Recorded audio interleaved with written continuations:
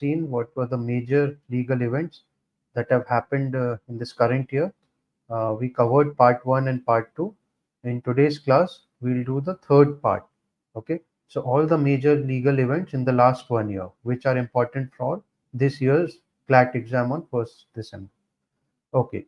So let's begin with the class. This is part third of the series.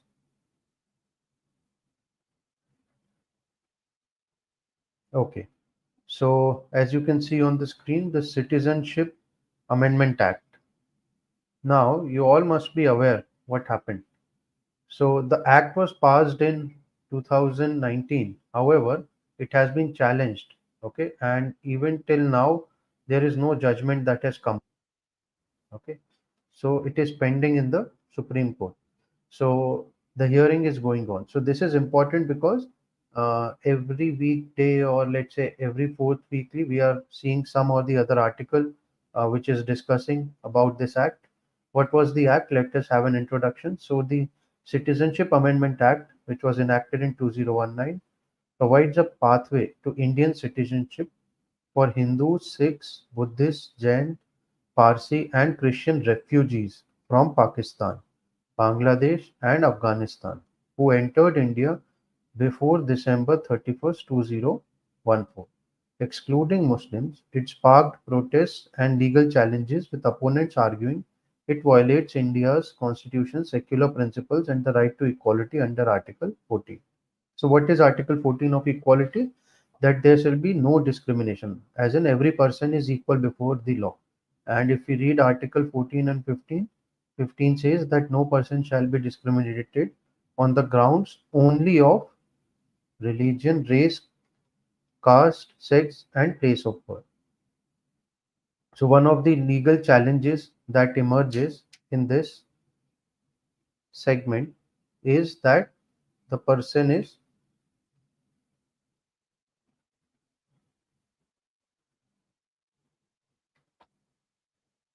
all right. So, one of the legal challenges that emerges here is that excluding Muslims from the ambit of Article uh, from the Citizenship Amendment Act, in essence, is a violation of Article 14 and 15 because it is discriminating them only on grounds of religion. So, this is the side of the first side of argument. The second side of argument is that uh, it is because the countries from which the refugees are being allowed are Muslim dominated countries, and it is not the Muslims but the non Muslims who are facing persecution. And therefore, the enactment of Citizenship Amendment Act is for the refugees and for the minorities and not for the majority. So the second argument is the opposite argument, that it is the Pakistan, Bangladesh, and Afghanistan. These are Muslim dominated countries. So the minorities here are Hindus, Sikhs, Buddhists, Jains, Parsis, and Christians. And the minorities are being protected. Now, what the Supreme Court decides is up to it. Now, remember one thing, that whenever there is a contentious issue before the Supreme Court, okay, or whichever is pending in the courts, okay, generally CLAT committee or the CLAT committee or the faculties or the people who are making the paper, they will not test you on that. Okay, because no one knows, even today no one can say for sure which side the Supreme Court will go. Okay, because there is no surety. Suppose they will give a question on the same act, then it becomes difficult for them to frame options, because if they give that the act is right, and suppose the Supreme Court gives a contrary judgment saying that no, the act is invalid and ultra vires the constitution, then the CLAT question becomes incorrect. Okay, so generally they will avoid contentious issue or those which are pending in courts. Generally, I'm saying. Now, if at all they wish to have such questions, the framing of options A, B, C, D will be such that three options will be easily negated and only one will be correct. Okay, so that is a skill which you have to develop by practice. Okay, so this act is important. The legal issues around which questions can be framed is Citizenship Act,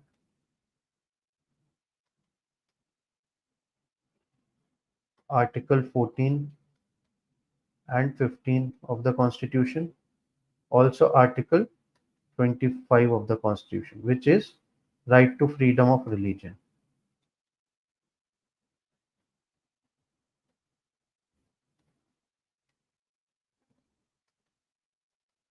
All right. The ongoing Supreme Court hearings address these concerns, questioning whether the CAA discriminates on religious grounds, we have discussed here, and undermines India's commitment to secularism. This is which article? Article 25. Every person has freedom to practice a religion of his choice. Even non-practice of a religion is also a choice. So you can say, I'm an atheist. I do not subscribe to any of the religions. That right is also given under Article 25. So basically, Article 25 is nothing but India's guarantee to the citizens of secularism. You can practice whichever religion you want. The state doesn't have any religion. The court's decision will determine its constitutional validity amidst widespread debate and political contention. So, as I've discussed before, this is both a legal as well as a political issue. So, let's see uh, what happens in future. But from CLAT perspective, these are the important legal terms and concepts you need to remember. Okay. So, let's proceed to the second concept, farm laws. Okay. Now, again, these acts were passed in 2020. The farm laws enacted in 2020 aimed to liberalize India's agricultural markets by allowing farmers to sell crops outside government regulated mandis and encouraging contract farming. Legal term. However, the laws faced massive protests, particularly from farmers in Punjab and Haryana, who feared the legislation would dismantle the MSP and leave them vulnerable to corporate exploitation by virtue of contract farming. After a year of protest, the government repealed the acts in 2021. Now, why is it important for CLAT? Because in 2024, reconsideration of farm laws may focus on balancing market reforms with stronger protection for farmers' rights. So again, if you are going through the newspapers, you must have read that the government, the policy is being made, it is being mulled, it is still in the contemplation state to reconsider or to bring back the farm laws. So now, whatever the protests were there, they were basically on contract farming and the fear that it would lead to corporate exploitation. So now the new legislation would have more of farmers' rights, fair pricing. Okay, so it will be a balance. So again, a question can be framed here. Okay, they can frame question with the line suppose the farm laws 2024 are framed and whatever the government has issued as guidelines they give you as the proper passage and then you have to answer accordingly. So for you the important legal concepts that you need to remember is contract farming. Then because it is a contract, so they can test you on contract laws. So exploitation, so what? Lawful object, lawful consideration.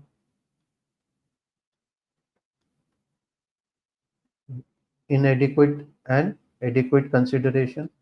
So we have studied in contracts law that whether the consideration is adequate or inadequate is irrelevant. What is relevant is that it must have some value in the eyes of law. Okay. So maybe they can give you the passage here, and one passage can introduce you to the farm laws and the concept of contract farming. The subsequent paragraphs can give you two or three legal concepts related to contracts, and then they can frame questions. Question number 26 related to the farmers in Punjab and Haryana, like that they can frame a question. Okay, where the consideration is inadequate. So whether the contract is or whether the agreement is valid or not, whether it is a legal contract. So like these the questions can be asked. Okay, so all basic concepts of contracts, please go through them again. What are those? Lawful object, consideration, age. Okay, only a major, that is a person 18 and above can enter into a contract. Then soundness of mind, the person must be in a sound state of mind when entering into a contract. Then the consent must be free. There must be no coercion or undue influence or misrepresentation or fraud. Okay, then there must be an intention to create a legal obligation. It must not be a social relation or without a intention, only just like uh, you know just like that the agreement is happening or a promise is happening like in social relations. So These are some essentials you need to go through. Just brush up all the essentials that you have studied in contracts law. Brush them up. They can be asked in relation to farm law. Okay. So let's move to the third important topic. Okay. Article 370. Now, Article 370, what has happened is Article 370, the government has granted special under Article 370 of the Constitution, the state of Jammu and Kashmir was granted special status. Okay. In August 2019, the government abrogated Article 370, dividing the state into two UTs, Jammu and Kashmir and Ladakh. This sparked widespread legal and political challenges, with opponents arguing that the move was unconstitutional. So, constitutional aspect will be involved and violated the rights of the people of Jammu and Kashmir. Ongoing Supreme Court hearings in 2024. No, this is a decided cases. Addresses concerns related to land rights, political representation, and the status of permanent resident. So, what has the Supreme Court said? It has upheld the abrogation of Article 370. So, what was the main contention before the Supreme Court? Whether the notification passed by the government by which this has happened is right or wrong. So, they can give you questions around legislative power, legislative power of parliament. Okay. So, to what extent it is there? Then, power to delegate. Can the essential functions of the legislature be delegated to the executive? Okay. So, as I've discussed before, they will ask one or more questions around the same concept. Okay. So, these are some important topics. Then they can also ask you judicial review. So, does does legislature or the legislations passed by the parliament, are they absolute or they can be subject to judicial review? So, does judiciary have the power to review the laws passed by the parliament? The answer is, of course, yes. So, like that, they can give a paragraph that laws passed, parliament has the power, has absolute power to make any law in relation to India. Okay, like that. However, the laws must be within the confines of the Constitution of India, because the Indian legal system follows the supremacy of the Constitution. Under the Indian Constitution, judiciary has the power to review all legislations which are passed by the parliament on grounds of whether they are in violation of the Constitution or not. So again, judicial review, they can give you 2-3 lines that the Supreme Court is the highest court and it has power to decide upon the validity of the legislation passed by the parliament, whether they are in violation of the Constitution or not. And then five fact situation they can give you, and then you need to decide. So from CLAT perspective, these 3-4 major legal concepts can be tested, okay, because of the ongoing or widespread, legal angle involved in the abrogation of Article 370 and the Supreme Court judgment coming right in this year. So this also becomes a very important topic for CLAT perspective. Okay, fourth is the electoral bond scheme. Now again, you guys must be aware this was passed in 2018. Now see, most of the schemes or legislations that we are seeing, they were passed before, but as you know, the pendency of cases is high in India. So by the time they come up in the highest court, it takes 2-3 years time. Okay, so when it was passed is not important. What is important is when was it in dispute? When was it coming in the front page of the major national dailies? Okay, when were there political and academic discussions happening on that? When was the constitutional angle involved? So that is important. But even if it was passed in 1990, but now there is a debate happening around that scheme, around that act or legislation. Even then, it becomes important for CLAT perspective. So any major legal development happening in at least the past 12 months from your exam date is super important. Okay. So it allows for anonymous donations to political parties in India, sparking concerns about transparency and accountability. Okay. So there were anonymous donations. So one party, as in the one of the any institution can donate to any political party, but we will not get to know. Suppose X institution donated to Y party, okay, a sum of 5,000 crores, or let's say, no, that's a very huge sum, let's say 50 crores as political donation. Now, as citizens, we must be aware that where the funds are going, which party is getting funds from which institution. But through this scheme, it became anonymous. It was difficult for the common man to know who is giving how much to which political party. So this is was the issue, that there is no transparency and accountability. So critics argue it promotes unchecked political funding and violates right to information. So Right to Information Act was passed in which year? 205, wherein every citizen of India has a right to know what's happening in the government. Several petitions challenging the constitutionality are pending in the Supreme Court. So now it has been decided, with arguments focusing on whether it encourages corruption and undermines free and fair election. Proponents, including the government, defend the scheme. So this is the opposite argument.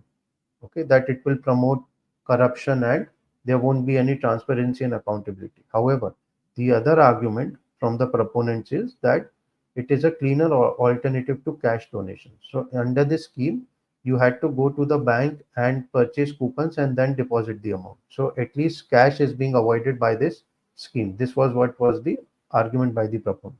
Now the court's decision, which has come, what has the court said? The court has ruled it unconstitutional. Okay. So they have said that there must be accountability and transparency must be there. And they have also asked the government to give the data as to which party got funds, like, to what extent, from which individual and corporate houses. So that data they have asked to be given in a sealed envelope, and we don't know. Maybe later on it may be made public, but as of now, this has been declared unconstitutional. Okay, because there is no transparency and accountability. So basically, it's arbitrary and therefore a violation of Article 14. So questions again around constitution, right to information, transparency and accountability. Okay, all these major legal topics can be tested and cleared. So let's move to the fifth concept. Okay, now triple talaq. Now again, triple talaq, the Muslim Women Protection of Rights on Marriage Act 2019, commonly known as the Triple Talaq Law, criminalized the practice of instant triple talaq, that is talaq-e-biddat, making it punishable up to 3 years in prison. Critics argued that the law disproportionately affects Muslim men and may not effectively address women's rights. In 2024, the Supreme Court may review the law's implementation, examining its social impact and constitutionality, especially whether criminalizing a civil issue leads to unintended consequences. The review could address concerns about misuse, enforcement, and whether it truly advances gender justice in India. Now, what is the triple talaq legislation? So, you need to know the chronology.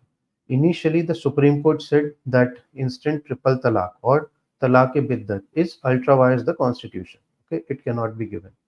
Then, so automatically, triple talaq became not a valid ground of divorce.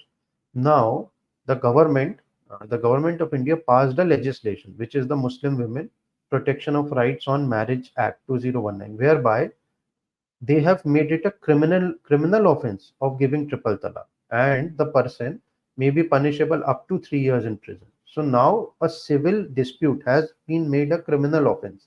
So this is the issue before the court, that whether the government can do this. Okay, so it can be argued from both sides. Okay, so now because this legislation has made it a criminal offense, okay, there is widespread protest and academic discussions that whether a civil practice can be made a criminal law, and even if it can be, can merely making legal changes bring about gender justice? Can it bring societal changes? This is again another issue.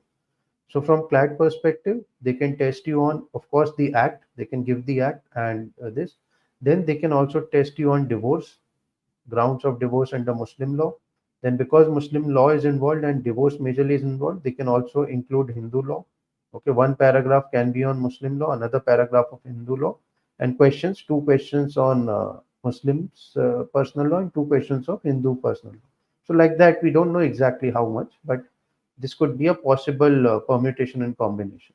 Okay, so these topics become important: divorce under Muslim law, all the legal angles involved, and divorce under Hindu law. Okay, and constitutionality of a act. Again, judicial review is a common theme. Okay, because judiciary will be testing it on constitution and gender justice. So again, Article 15, it says no discrimination based only on sex. That means whether a person is male or female, they cannot be discriminated only on that ground. So whether this criminalizing of the act or whether giving instant triple talaq, whether this is a violation of gender justice. Okay. So maybe Article 15 also they can test, because these are the related legal parts which are being discussed in this triple talaq legislation. Okay, so let's move to the next sixth concept, judicial reform. Now, this is an ongoing theme. There are so many committees that are formed. National Judicial Appointment Commission was formed, but it was, it was stuck down. So, but this is an ongoing theme. Why? Because the pendency of cases is very huge in India. So, judicial reforms in India have been increasingly necessary. Efforts are on to improve judicial accountability, introducing technology. Now, technology has been introduced. So, questions around technology. Okay, so now evidence can be given even from a remote location. Sometimes the advocates are arguing from far off location in certain situations, in certain courts where technology is available. This is happening. Police is also, questioned by the judge, or even they are sometimes allowed to give evidence or to give their side of the story through online version. Okay, so all these things are happening. So technology can greatly reduce the time, and if the time is reduced, the pendency will increase. So questions around technology and judicial reforms. So again, this discussion is going on whether there should be a National Judicial Appointments Commission, because there is a huge, can't say huge, but a good number of vacancies are there in high courts and district courts. Okay, which has to be filled, but it gets stuck in the appointments procedure. Okay, so maybe they can ask a question on judicial appointments. This is a possibility. The current system is the collegium system. Okay, so questions around that they can ask. So this is again an important topic. Let's move to the seventh topic. So environment related legislations. Now again, you all must be aware that environment is not just a Indian, it is a global concern. Okay, so all laws, all actions happening around environment become automatically important. So many cases are also being filed, okay, against industries. So whenever in the last year, if you're finding any case being filed, okay, against a industry, if an industry is polluting a river, and it has led to massive problems of, let's say, marine ecosystem, the fishes are dying. So again, it becomes an environmental issue. So it comes under environment law of India. So maybe they can give you environment law, and they can ask you questions around that. Okay. So this is again a very important theme. So cases concerning air and water pollution. Okay, major cities in Delhi. So Delhi is not the only city. Even Mumbai, Bangalore, even tier two cities like Bhopal, Jaipur, Lucknow, even these are not aloof to pollution. Okay. Additionally, the judiciary is being called up to see climate commitments. Okay. So the government is also making many targets at international conferences. Okay.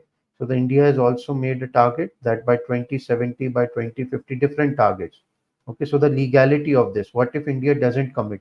Will it be bound to pay compensation, or can action by international community be taken against India legally? So the legal angles around environment justice, this can also be asked. So let's move to the next topic, freedom of speech and online platforms. So again, the information technology rules have come up in 2021, but again, this is again a very, very heavily discussed and debated topic. Why?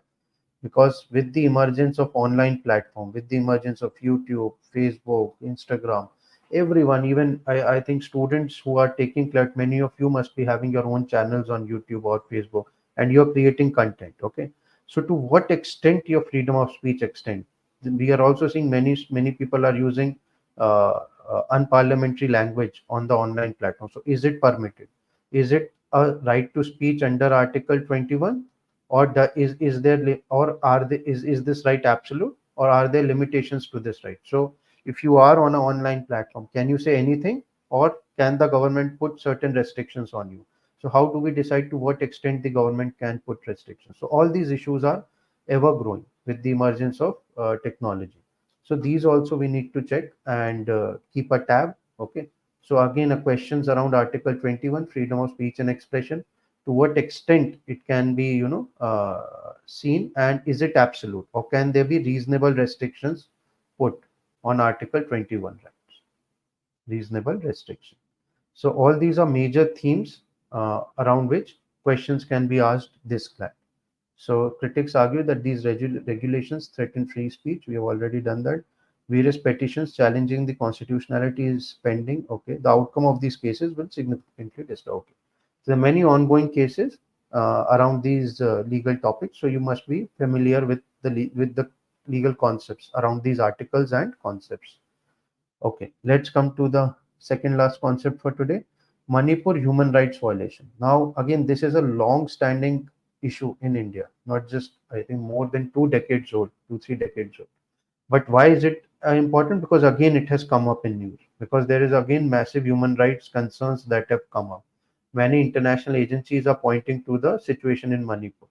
So maybe human rights angle can come up. So again, they can ask you questions around right to life and liberty, Article 21, and the government's power to regulate or suppress Article 21 in the interest of security of the state. Okay, or if there are violence in the internal groups or internal violence in India. So these are some security of India. Okay, if there is a secession movement within any state or any part of the state, so that will affect the security of the country. So can the government even take away Article 21? So all these concerns are there in relation to Manipur human rights violation. Okay. So again, human rights. So there are many human rights. All your fundamental rights are also human rights. So questions around these can be asked. Most important is Article 21, and in consonance with government's right to regulate Article 21. Okay. Again, preventive detention is heavily practiced. So to what extent preventive detention can be practiced? Is it absolute? Is there a limitation? Is there a reasonable limitation? To what extent that limitation should be? So all these topics become super important. So since the clashes began in May 2023 between the Methi and the Kuki communities, reports of extrajudicial killings, sexual violence and displacements have emerged. Various human rights organizations and activists are demanding judicial investigations into these abuses. In 2024, the Supreme Court is expected to hear petitions seeking comprehensive inquiries and protection of the affected communities. Okay, so again, this issue is pending and it is an ongoing legal tussle. So you need to be familiar with all the major legal topics that I just discussed in relation to Manipur Human Rights Council. So let's come to the last topic for today, which is the National Register for Citizens, NRC that we call it, at Assam. Now remember CAA, which was the first topic that we discussed. That is different from the National Register for Citizens in Assam. So CAA, Citizenship Amendment Act, that is being done and being applied to the entire country, okay, India. Whereas NRC, that is being applied only in Assam. Now, little bit background you need to know. So India has border with Bangladesh, and majorly that border is with Assam. So during the different wars that India had with Pakistan, you must be aware that Pakistan was earlier, like Bangladesh was earlier a part of Pakistan. Uh, okay, so after the independence of Bangladesh, there were many migrants which came from India to, which migrated from Bangladesh to India. Okay, so they majorly settled in Assam, in the state of Assam. All right. So because of this, the government is proposing a national register of citizens. Okay, what this will do? This will oust the migrants or the illegal refugees who have come from Bangladesh to India. So the issue is, again, it is an international law issue also, but it is also a constitutional issue. Can the government do it? Okay, then there were certain agreements that India signed with Bangladesh. So is it in violation of those agreements? All those issues. So legal battles are ongoing regarding the validity of the NRC.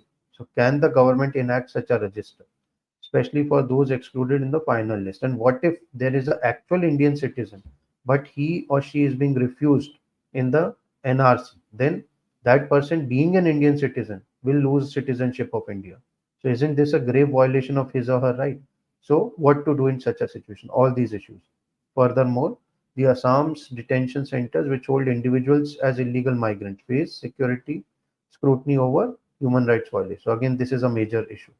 Okay. So these were the 10 major legal developments that have been happening in the past 1 year. You need to be aware of all the related legal concepts around which CLAT can test you. So I hope uh, it helped you, keep a tab of the major legal development. And if you have any questions, I couldn't see any, but if you have, you can always ask in the comment section. I'll be happy to answer them. Okay, thank you everyone. I wish you all the best for your CLAT preparation, and we'll meet again in the next class. Bye bye. Take care.